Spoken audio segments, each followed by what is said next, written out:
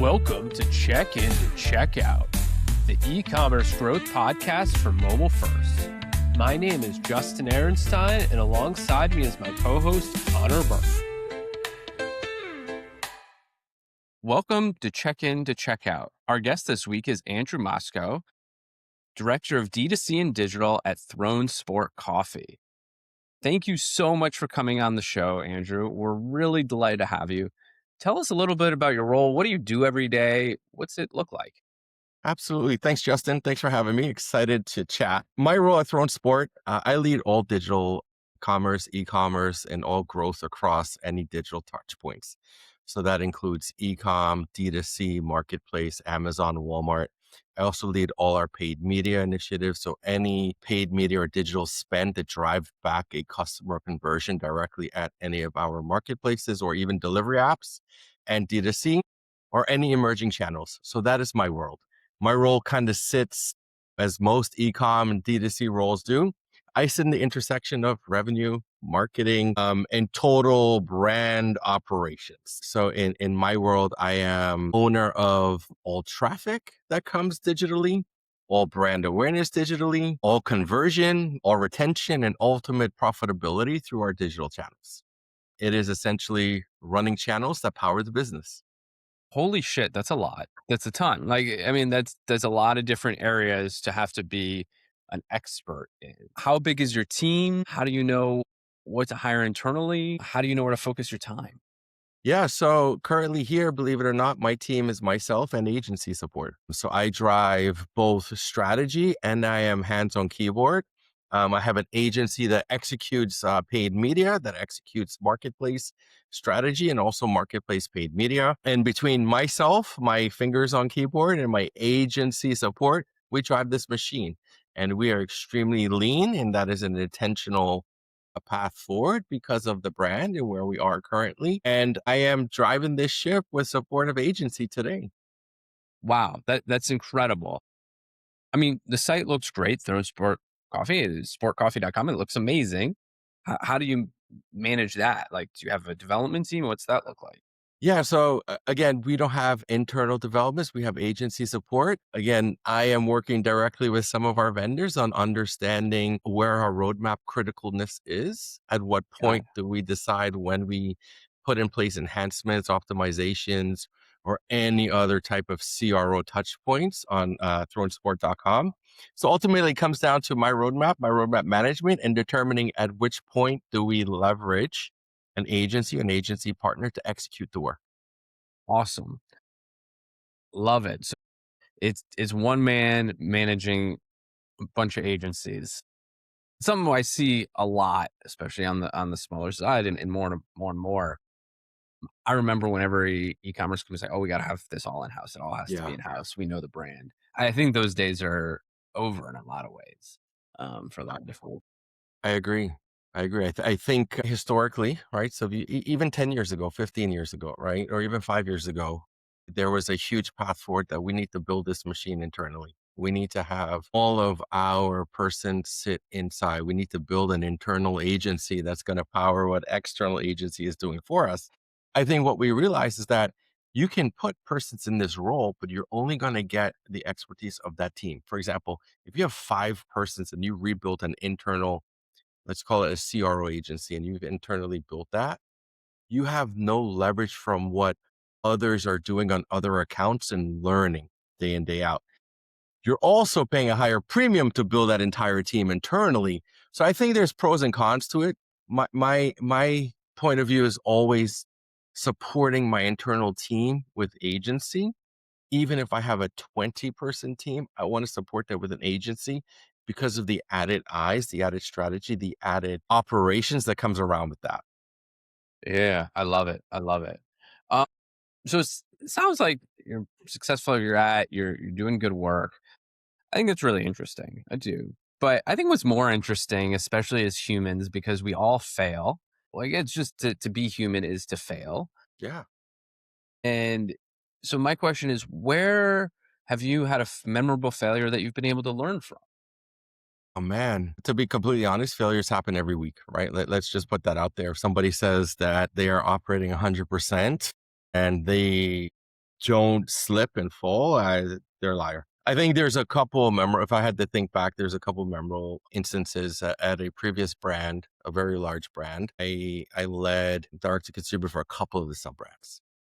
And I think the path to relaunch our entire digital ecosystem, inclusive of front end user experience, back end operations of our sites or our D2C experience, knowing we had 30,000 SKUs and a real aggressive plan, regardless of how many persons you put on there, is not going to hit a 3 to 4 month target, right? It's impossible to do that. I think when I look at that, while I didn't lead the entire decision making on the path from start to implementation, there are sub aspects within there that my team was leading where perhaps, right, and this goes back to being less, I would say less experienced, but perhaps I could have vocalized more on where my team needs additional time. And if we don't have this additional time, if we don't load our product, if we don't get our pricing, if we don't get the creative in, there's no way we can go to the other step or other phase of this project, which is launching it, right? Yeah. And I think not being able to vocalize that, and when you are younger and more green in your career, it's difficult, right? For you to speak up and tell a VP of this business that, hey, my team cannot do this for fear of you being seen as, well, he doesn't know how to manage the team, or he or she don't know how to run this business. And I think a huge learning experience for me in that is that the VPs and senior execs respect that, right? They want to hear that because ultimately they don't want to miss a deadline either. If that means pushing something out 2, 3 weeks or a sprint or two, that's fine because now we're delivering more than just an MVP product. Yeah. That communication is really hard, and the tip that I give myself more than anyone is like, we're all human. We Mhm. all we all poop. So you just gotta, no one is more important than you. We're all on the same playing field. Even if they have a bigger title and make more money, you have to just speak to them like you would anyone else. But it's really hard and it's intimidating, right? Like, where have you found that ability to do that? Yeah, I think it's very hard. So human psychology is a very interesting topic. In my experience, the roles that I have felt the most free without any fear of how I would be perceived in speaking up to whether it's the SVP, VP, or CEO of the organization are roles in which that senior leadership takes on that same approach. Whereas the president of the division or the CEO or the CMO looks at you, whether you are a coordinator, first time job out of college, as equals. I Yeah. think that crafts and creates that environment where everyone knows and feels that, yeah, they may have a larger title. They may be here 10 years more senior than I am, but we're all on the same team. When Yeah. leadership approaches it as I am your boss and not I am your leader, that's where that breaks down. And I think those are the organizations looking back through my career where not just myself, but other departments have also had breakdown and failures of execution because of communication. And I mean, I've seen from the first time coordinators where they're like, oh, this person speaks to me like we're on the same level, and they don't know what to do with it. They're like, they expect this person to be the boss, to have all the answers all the time to whatever. And they don't realize that this is intentional, that Yeah. we're all on the same level because the things that the coordinator is seeing are things that the VP may not be seeing. Correct. And I think it's also eye opening because at that exact example, if we were to take double click on that and take that further, right? I think somebody coming into a new role, or let's say a coordinator fresh out of college, a year or two out of college, has exposure to senior leadership. And what they do is they realize that, they don't have the answers. We all come together and determine a path forward. And I think that also breaks down some of those walls, some of the shyness that somebody may have. But it's very interesting. Yeah, and I think it's like really interesting, like emerging media, AI, TikTok, like how I'll just be a little ageist, how a 60-year-old understands TikTok, or even a 35-year-old. I'm not on Yeah. TikTok. Yeah. Like I'm not. I don't use TikTok, but I know that like a large audience is, and a large people that I might be advertising to might be on TikTok. So how do I leverage that? Well, I can't do it myself. I need someone who's native in TikTok. Exactly, and that's really where that relationship building. There are memes out there, right? There are memes out there that a 20-year-old Andrew is best friends with a 57-year-old Mary in an organization, and that's because we are doing opposites and learning from each other, regardless of the age gap, regardless of the seniority in the organization. That's exactly it. I think you get that right on the point. Yeah, I love it. So, what is a hot take you have in e-commerce? Yeah, so my hot take could be controversial, depending on who you speak to. I think, and it's hard for me to put timing on this, but I think in the next couple years, with the evolution of what we are seeing with shoppable commerce and AI, that we don't need to spend as much as we're spending to drive all this traffic to our dot coms anymore. I think our dot coms, whether we have $100 million e-commerce product or a $10 million e-commerce product, our customers are starting in a different mindset with AI and using whether Perplexity, Copilot, ChatGPT, let's use ChatGPT as the best example, on products that they want to buy. There is such a large volume of high intent customers that are searching for a specific product on ChatGPT. And now, as they're starting to roll out shoppable commerce, which is just a pass through, there may be some shifting in what we do in overall strategy and spend strategy in customer acquisition through funnel. We may start taking a look at total traffic bottom funnel. Do we need to invest as significant as we are, knowing there's going to be a huge shift of that audience starting elsewhere, Yeah, right? And now our sites maintain and will always be our brand destination, our brand marketing site will always have our support to drive traffic and drive conversion. But I think at some point there's going to be a shift in accepting that there's a large portion of potential or customers that are starting in AI. How do we start to leverage that? And I think the ones that are starting to get ahead of that are those that are investing significantly in AEO, right? SEO was 10 years ago. SEO gives you in Google a bunch of links that are listed, and a customer or user has to click on those and determine which is the best result. If we start to build our digital properties, our websites with AEO in mind, we are now retraining ourselves in how we put content on site, but is helping populate and push through what these chat engines are returning as an answer. So I think long story short, I think there's going to be an evolution to where there's going to be so much demand that's coming from chatbots or AI like ChatGPT through a customer that is lower funnel, high intent conversion, that we may start to adjust our strategy. Now, the other piece to that is there's going to be a point where ChatGPT start monetizing that, right? And totally. how do Yeah. we start to change and we include a whole new channel in there? That's my long answer. Yeah, I love That's it. that's what I take. So I agree and I disagree in that looking 3 years from now, what percentage of revenue do you think will have a at least one touch point that you can attribute through AI? Putting me on the spot here. If we look 3 years from now, I think I would comfortably say 10-15%, right? 10, And I 15. and I say that Yeah, because in order to really validate that, ultimately there are going to be some integrations we need to put in place. How can we start to track 1P data through ChatGPT, for example, back to our site? It's going to be a little difficult. But I think just based on total volume today, when you take a look at searches that happen ChatGPT, searches that happen Google, just volume wise, right? And you take that and you dissect that down from that 30, 40, 45%, depending on what you read, and translate that through. I think 10-15% would be reasonable. I think that's right. I think that's right. So how does the site change if 15% of your traffic is complete pass through, not even touching your site?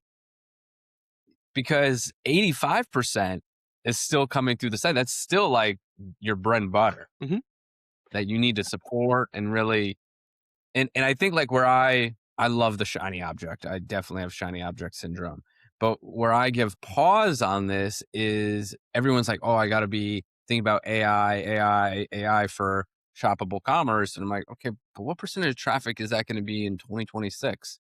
3%?" Like, you have a whole 95% of your revenue that you need to optimize for to hit your budget, like, to hit your budget.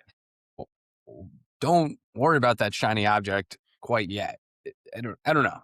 Yeah, I agree, and nothing changes on your website today. Nothing changes on Yeah, your .com at all. It maintains. What I think is going to happen is going to start to change some of our paid acquisition strategies because of that. .com will remain. .com needs to be as efficient as possible because whether it's 95 or 85% or 99% of traffic still coming, it needs to be as optimized and as efficient as it is today. But 3 years from now, 4 years from now, we may have a shift in how we are targeting that funnel. If we have a higher percent, if there's a way to determine, right, on paper or in data that says X% of traffic is coming through an AI support system somewhere, then that's how it changes some of our acquisition strategy. completely agree. 100% Yeah. agree. Yeah, and it's gonna be fun to watch. I do think acquisition is drastically gonna change. I'm sure you've seen it with Andromeda and Facebook and the targeting and what that has. I mean, has that impacted y'all at all this year, like last year?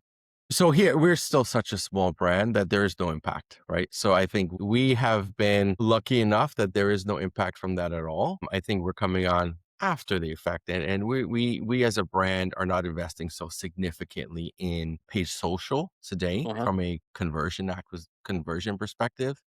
I think we've been kind of blessed in that aspect. I don't think that would be another challenge we want to layer on right now.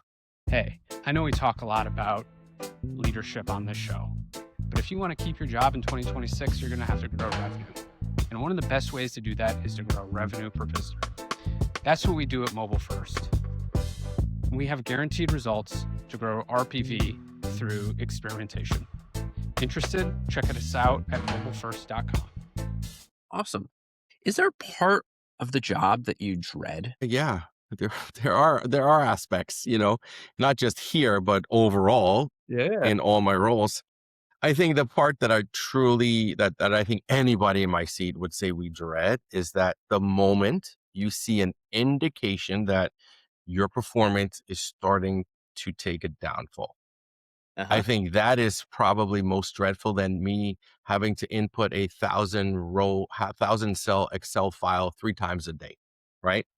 And I say that because it's truly dreadful because there goes an actual click in mind where you start running down each and every rabbit hole in your performance. What is triggering a decline in revenue or in traffic or in conversion or in funnel? Has something broken? So now you're triggering an entire system of checklists to understand where these breaks are. And if everything is firing as expected, then now it's even more dreadful because now you're trying to determine, okay, what the heck is truly going on, right? And the worst part of the year for that to happen, obviously, is October into November, right? And I think there has been some instances or experiences where I've experienced that in previous organizations where I still have PTSD 12 years later, right? 12 years later. So, Yeah. so I think that is really the dreadful part. When you talk about dreadful from a day in, day out, what am I doing every day? It would definitely be trying to dissect and figure out again within the data on why certain SKUs are outperforming others when they shouldn't, right? Like, Yeah. what is the outside, what's causing some outside noise to drive this increase in spend and trying to chase that down, right? That is a whole mystery network that I think at times consumes a lot of time that may just be something random. Can you speak on that PTSD from 12 years ago? Like, what happened? How did you Yeah. find it? What yeah. Yeah. So fashion retail. I worked in fashion retail at that time. Lord and Taylor, lordandtaylor.com. And holiday season, Thanksgiving Day, we had yeah. If anybody's worked in fashion retail or any kind of big retail, they understand there is no holiday, right? Mhm. You are 24/7 straight through that period of time. And I think, there were a couple things that were happening. Uh, we launched a new experience before Black Friday, and B, traffic declined, and all systems go. Everyone, regardless of where you are across the country, across the world, put those plates of food down, get on the phone, get on your computer, and let's determine what the heck is going on. A 1 hour call turned into a 26-hour event, right? Until we got this solved. So from that aspect, that's where I say the PTSD, because it was what we thought might have been a simple fix that ended up being a much longer, exhausting, full day plus. Oh my gosh. So in that 26 hours, how many hours were you on the phone? Probably 18. And And this is pre-COVID. So this is when you're actually on a conference call with your yeah, phone in your ear. You weren't on Zoom. You weren't on screen shares. yeah. And are you happy you don't work in enterprise retail anymore? No, I wouldn't say I'm not happy. I think even here, at Throne Sport, something can happen that can trigger Sure. the same response, right? I think that is the nature of our business. And I think we all have come to accept that. But that specifically, just because of the time period, I remember clearly where I was, what I was doing, that triggers. I should probably Oh, speak to the therapist on that one. yeah. And what was like the final cause at a high level? Like, was it It something was anyone could control? It was just system breaks. It was just technology at that point. Can anybody control it? I think it's very difficult when it's technology and something goes down. If a server goes down, if you have 15 servers and 4 decide not to take traffic and those pipelines shut, I think that's difficult to really proactively police, regardless of how much maintenance is being done. Awesome. And now, like in 2026, systems actually work a lot better. Mhm. It's amazing how far we've come in 12 years. We take it for granted, but when you do have a decrease in whatever KPI, what's kind of like at a high level, what's your checklist? Where do you start? How do you figure out what to diagnose? Yeah, I think my first place is ensuring that our site is fully functional.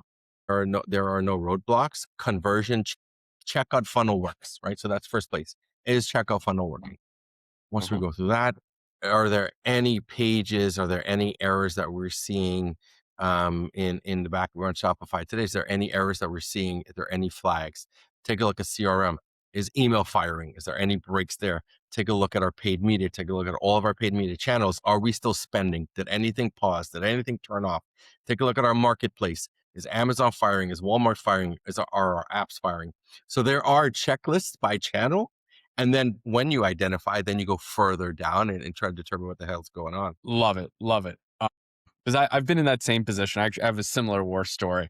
Not Black Friday, Cyber Monday, just random summer day. But that week we launched, and at the time I was managing the development team, we launched something to track users so we could then, when they call in the call center, they could have a code. And we were really getting integrated of every person that came in, giving them a very specific cookie and identifying all the different touches in the sales channels. So like we could attribute call center revenue, which was something like 40% of revenue. It was a big deal.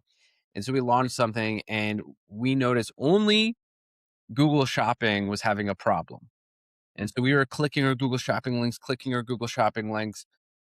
opening new windows, trying it, could not recreate it. But we knew like 2 days Google Shopping was much lower revenue than it should have been. What is going on? We could not.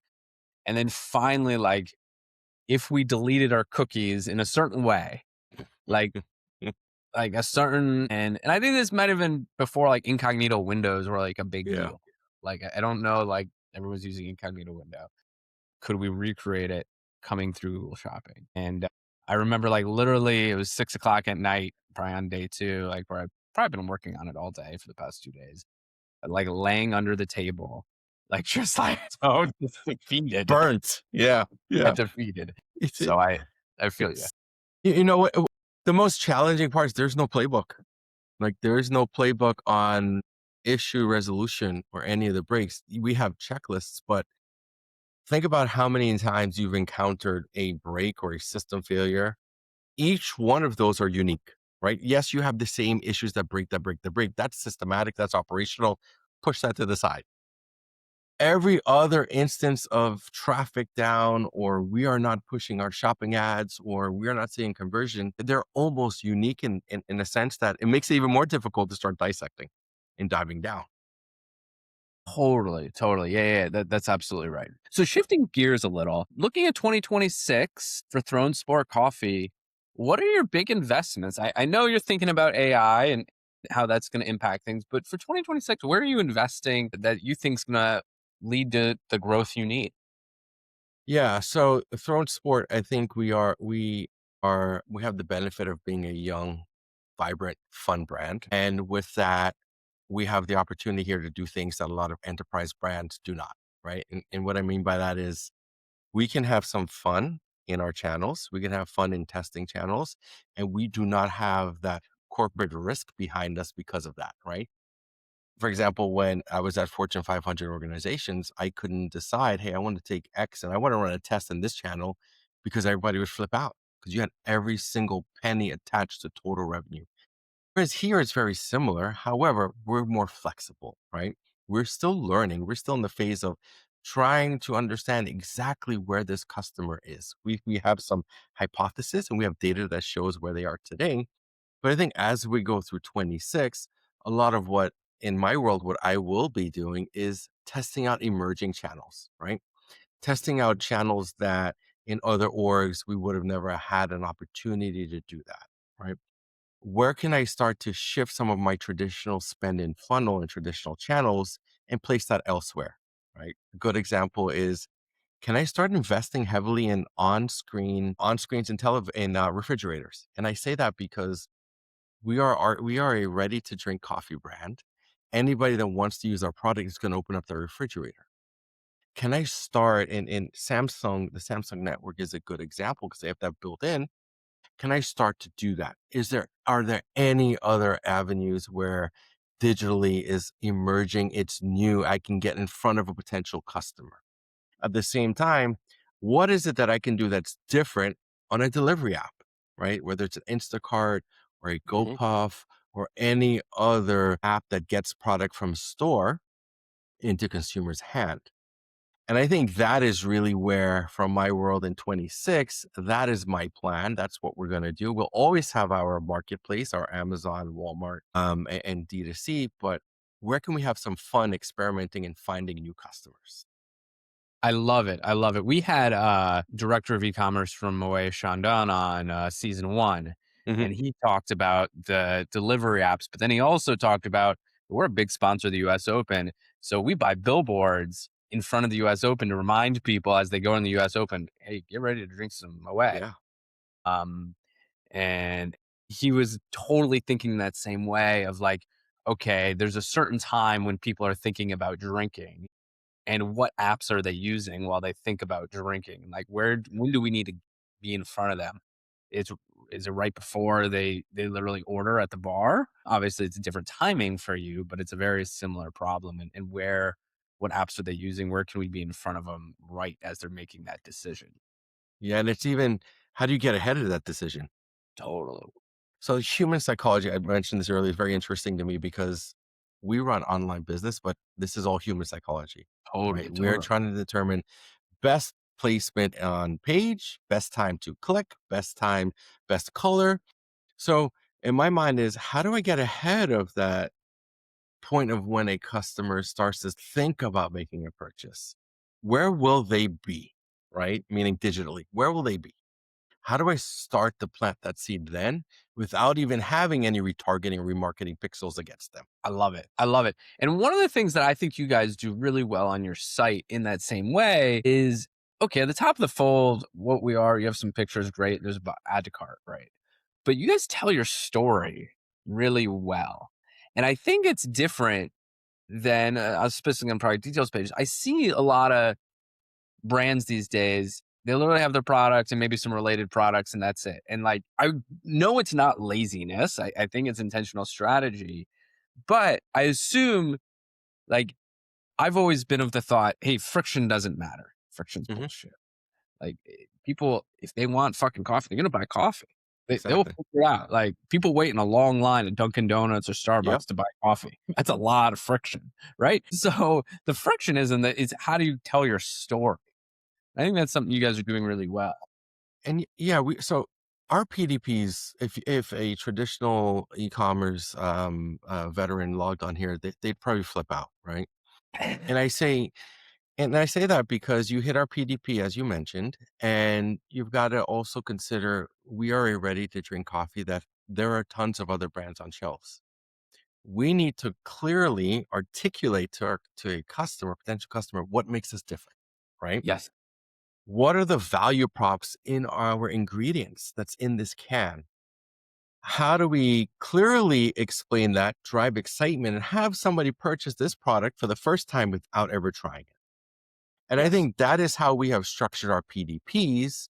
We try to make it exciting. We try to make it feel sport and athletic and hyper and energy. And we give you all the value props on what's in this product. And we try to reinforce that, which is why you scroll down our PDP, you get beneath the add to cart. We still have content there because we know a first time customer may still be in that decision phase and needs to understand exactly what this is before they pull that trigger and make that purchase. So this is all intentional how this is structured, and we're seeing it work. Awesome. I'm so happy to hear that. If I had advice for like 98% of e-commerce leaders out there, is tell that story, give those value props, because just because someone's on your PDP does not mean they know your brand, they don't know your product yet. They're still learning, so let them learn. And I think that's a very important point too, because as we're paid media now, as you're driving and spending paid media and then shopping, where are you driving to? To your PDP. Somebody clicks on that shopping ad in Google, they're hitting your PDP. They're bypassing 99.9% of your site. Tell them, reinforce, make them pull that trigger on this PDP. Totally, totally. And there's an assumption that like they already know your brand, they're already in love with you, and you can like show some of the same media that you showed in your ads. Like it doesn't Abs- have to be the separation. You can bring it together. It's okay. Absolutely. Your PDP is both a shopping engine, but it's also a marketing engine. Drive Oh, that, make that connection, have a customer feel that they made a correct correlation between what they saw, that click, and where they land. I love it. Um, so wrapping up, what are you reading? What are you focusing on? What are you trying to learn right now? Man, so my reading list or my watch list, I've been emotionally unavailable for the last couple of weeks since Stranger Things finished. I've been a Love it. Stranger Things fan since 2018 whenever it launched. So right now I'm trying to reboot and reprocess what I Uh-huh. can invest in. I think again, human psychology, sociology is again another topic theme here. I am trying to understand what makes somebody do something. So whether I'm reading articles, trying to figure out the best book I can start to read, just trying to understand that and connect that to what we do. That is where I'm at right now. So human psychology more than anything is where I'm somewhat focused in right now, understanding what makes people make that decision and how we can take that and drop that on that PDP. I love it. Well, thank you so much for your time, Andrew. Really great insights and a great conversation. Thanks for coming on Absolutely. checking to check out. Thank you, Appreciate it. Justin. Loved it.